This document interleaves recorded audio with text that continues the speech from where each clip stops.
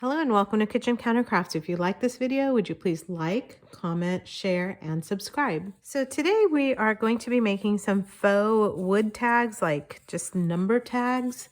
And I have them here and they're looking very plain, but when you're done with them, they kind of look like this, which I think is actually kind of that wood look that I was going for without the wood price. So it's kind of a neat little thing, and it's not my original idea. I actually got this from the Graphics Fairy, and there is a free printout, a free printable. So yes, I used a printout, but the nice thing is that it's a black and white, so it takes up next to no ink, and so it's really cost effective, I think. And then that's kind of your only cost, to be quite honest, other than if you want to put a chain or a charm or something along those lines. So what I did was and I'll put the link down below. I went to the Graphics Fairy. The blog is outstanding. I don't know if you subscribe to them already. You probably do, but I've actually, I don't have the premium membership, but I've always taken a look at their blog for actually several years now. And their printables are just unbelievable, and they're very, very generous, especially for the freebies that they give you. So I'll put a link and then you can go ahead and take a look. But the blog actually is very self-explanatory. They actually put it on wood, so I wanted this to be a faux wood. Do they put it on wood? I think they put it on wood. I could be wrong, and I don't want to well, I mean, you're welcome to tell me in the comments if I am wrong. But what I wanted to do, of course, is my own cheap way to figure out how can I do this and still have that kind of, that nice, almost like that balsa wood kind of feel to it. And really, I've achieved that by doing this. And so let me walk you through this. So I left a little piece on here to show you what this used to be. I get my photographs printed. Yes, I actually do. When they get to about 500 on my phone, I kind of start freaking out because I'm old-fashioned, and I get them, I upload them, and then I get them printed from Shutterfly. And it doesn't matter who you get them printed from, but they send them out in these really thick kind of, I don't know, envelopes, like folded deals. And so I thought that was great. And I was like, you know what? That's a great size for that, like the thickness of it, except that it wasn't that thick. So I actually glued the two together. So what I did was I actually peeled off all the glossy bits, and then it left this really great, I wish you could feel it, but this really great surface that takes glue very, very well. So that's what I did. If you don't have that, you can go ahead and use anything that you have handy. I have a hanging file folder. You can even use a manila file folder if you want, and utilize any kind of cardstock. And I wanted this to have that chipboard feel. So that's really why I doubled up in my thickness. And what I did was I just took, handy old Elmer's glue and just kind of glued it down. And in some places, like, there you can tell it doesn't have it. And then I printed up the thing, and then I just kind of laid it out and cut out the shape. So I'm going to go ahead and just do one just to show you how easy it is. So I kind of go in with my scissors and do the shapes because they don't exactly fall kind of perfectly where you could use a paper cutter or anything like that. And then on mine, when I printed them up, the very bottom row, it printed some with the frame around it, and then some it only printed like the top frame. That's my own fault, my own printer and the layout that I had. So I just cut it all out, rounded out the edges, no big deal, no harm, no loss. So I went ahead and glued this down, and you can use whatever glue you want. I don't remember what I did. I think, yeah, I do. So I just, I don't want this bubbling. I want this to be as smooth as possible. So I used the stick glue, and you can, again, you can use whatever you want. I was very, very liberal with it. so that I made sure that it was adhering and I didn't have any bits that were coming off. So I'm putting this all the way to the edge. And so I glued that down and then I cut them out after the glue dries. So that's my process. I don't just, I mean, you could actually slap this whole thing down now that I think about it and then just cut them all out. But I'm just kind of doing it row by row and just, you know, kind of going into that myself. All right, so once it's done, and I love these oval ones, they actually printed them out and then they distressed them on the Graphics Fairy website. And then they even have some kind of punched out and then added to like a plant, you know, like I was gonna say a pot holder, that's not correct, a potted plant. And they, you know, like a wooden one or a metal one, they have it looking so amazingly beautiful. And you know, who knew, you just print up the numbers. And they're also doing like transfers on there, so there's just all kinds of techniques to look at and to observe and to experiment on. Wonderful website. And lately they just have had a few other things on, like butterflies, which I love butterflies. And so anyway, they have a bunch of stuff on there.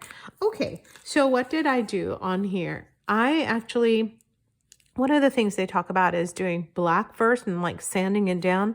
And I'm lazy. I don't want to do all of those steps. So I put some black on the edges and then I got the metallic bronze, which this is my second big bottle of it. It's crazy how much I use this stuff. Or maybe you don't think it's crazy because just about every single video has that stuff in it. And if you have been watching my videos, you know that I love to finger paint. And so I just kind of grab a little bit, and because this has a border on it, I really don't want to disturb that border too much. So I am just hitting the edges with no too much. Okay, it's okay. Just trying to get it with my fingers. And look, a little bit got on there, no big deal. I'm actually be like, oh yeah, I meant to do that. So I'm kind of mussing it up a little bit more as we go along. And I actually want to do that with this because I still have paint on my fingers. Ooh, that looks so good. I love, I don't know what is it about rounded corners. Just it makes everything look so much better and so much more finished, I think. So one of the things I want to do is make sure that I'm getting this here, the edge. It's kind of like painting a canvas, and whoa, that's like a yucky dried up part. Let's get that off of my bottle. There we go. My towel, paper towel that's seen better days. It's all right. It's all for art, all in the name of art. All right. I don't want it getting all over the counter here. All right, let's just do that. I have a ton of paint on my hand, so I'm just gonna keep going until this rubs off a little bit more. Ooh, doing the globby thing again. Okay, so as you can tell, there's really no science to it because it is art, and we're just gonna go on from there. Okay. Now I am going to take this bronze, and actually I love a patina look too, so I'm gonna probably utilize this one.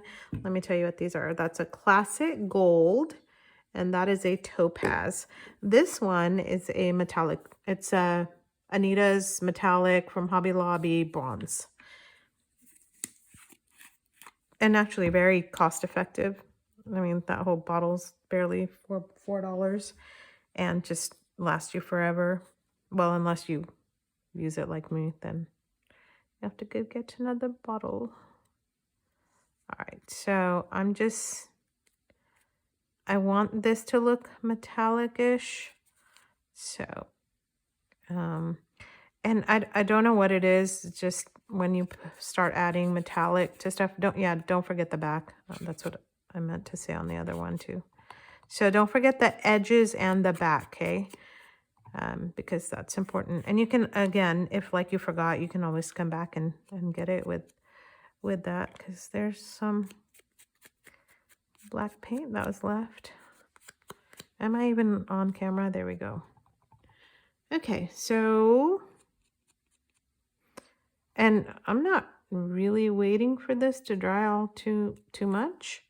I mean, you can just be working on several different things and then come back and get this and just, you know, or you can do like I'm doing and kind of batch process it too. I'm leaving a little bit of extras on there because it will dry like this and it looks so great. Even gives it a little bit of extra texture on the front there. I'm gonna just go a little bit more. Okay, so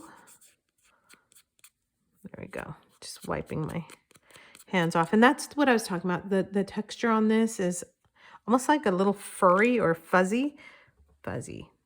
Furry, maybe furry. But it just seems to absorb and take the paint really, really well on all of this.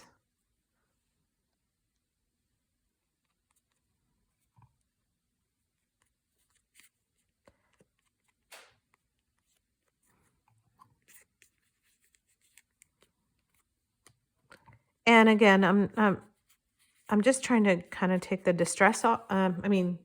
Take the white, kind of knocking it down a bit, because I want to use these for junk journals, and I also want there to be maybe a journaling spot or something on the back. And I haven't decided yet. I might actually glue a picture or something on the back too. It doesn't, kind of matter. Okay, I have not used this in a while. It's kind of glopped onto the end there. That's awfully bright. Oh, it's a metallic. Yay for me. Didn't know that was a metallic. Okay, the reason why I didn't know, let me tell you, that's a little story as we're waiting for paint to dry, as you're watching paint dry. So I watch another YouTuber, her name is Camellia Craft Designs. I'll put her link down too. And she was like cleaning up her craft area, and she said, oh, I have a little bit of desk, which just kind of cracked me up. But I thought, you know, my dog went in there the other day and he kind of got lost in the ribbon that I had on the floor. And I thought, it's not really good. If you have a full-size corgi that's kind of getting lost in your craft room, probably time to clean up and tidy up just a tad bit. I mean, like, we don't have to do anything dramatic, but, you know, it's just a good idea to kind of pick up. And so as I was picking up, I was like, oh, haven't seen that in a while. I haven't seen this in a while. So anyway, it's kind of funny, all the things that you end up kind of seeing when you clean up.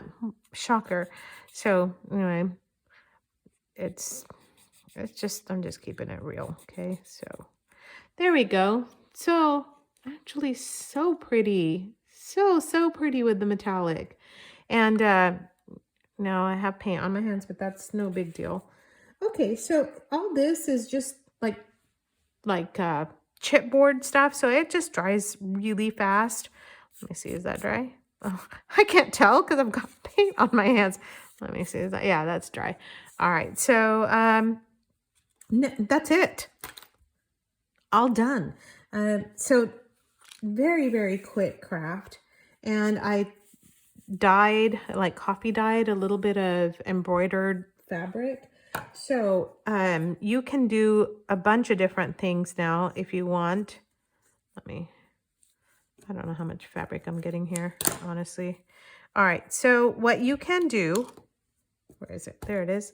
I brought a few things. I'm gonna get these paints out of the way. So that part was easy, right? Easy, fun, so quick. I think if you have some chipboard, or as I mentioned before in another one of my videos, you can go over to Costco or Sam's Club, like one of the big box stores, and they have these sheets that cover the palette, kind of the palette layers.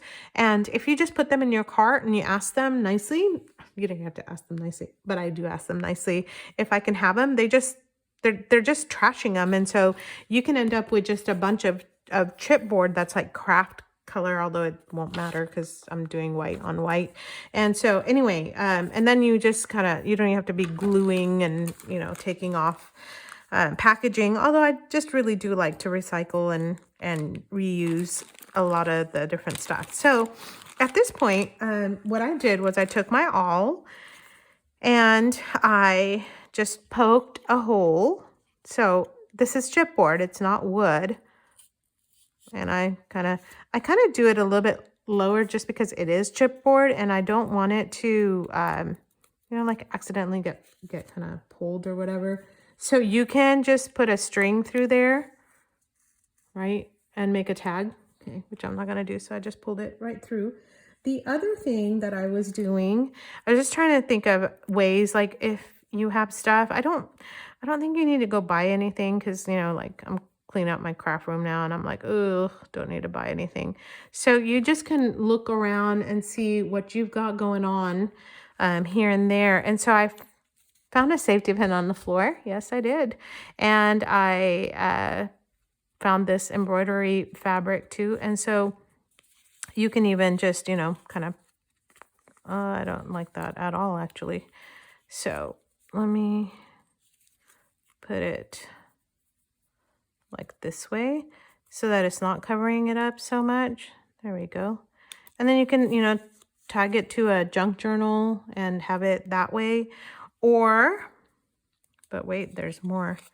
I found some, just a bag o' chains. So I had like, just sometimes you have projects that you've used chains in and then you don't know what to do with them afterwards, or you're done or whatever. So here's a really nice black chain that's got a ball at the end. So this might actually, oh, never mind. It's got a thingy at the end. You know, you could actually tie it to that too. All right. What am I saying? So you can make that hole bigger and put a chain through it like this one. So this is a ball chain. Actually, this is one of those Tim Holtz ones, and it's got a little, you know, like that little claspy thing. So ball chain, you can totally do that because that's super easy. But if you don't have that, if you have some broken necklaces or something, you can put a chain in there because that would look super industrial as well. And then, like I said, you can actually string some ribbon through and tie that. You could easily do that. Well, easily, as in easy for me to say, but is it easy to do? Okay, anyway, you could pull that through. And then I found this in my craft room. It is Wright's seed bead wire. So it's already pre-wired with these beads, and I thought that was just beautiful. Didn't even realize I had that. Not just, that's so terrible. So I'm just gonna pull that through because I love the way that looks. And what I'm going to do is pull the wire just a tad. So way back when, I used to actually make some jewelry, and I had an Etsy shop. So I've got jewelry stuff and wire and charms and beads. And I know some of you didn't even used to make jewelry, and you still have beads and charms and things. So you can do that and have that as a dangle or a charm. I think that would just look so beautiful. And so the ends that are a little bit pokey, you can make them round. Just take some round nose pliers and just kind of grab them and make them like that. And then that way you can even safety pin that onto something. So isn't that great?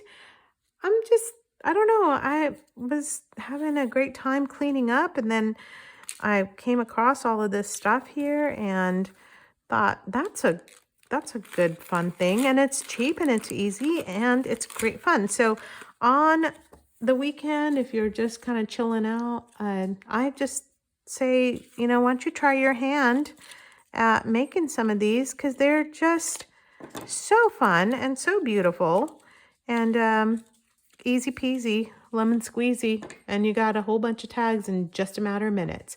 So if you like this video, just give it a thumbs up.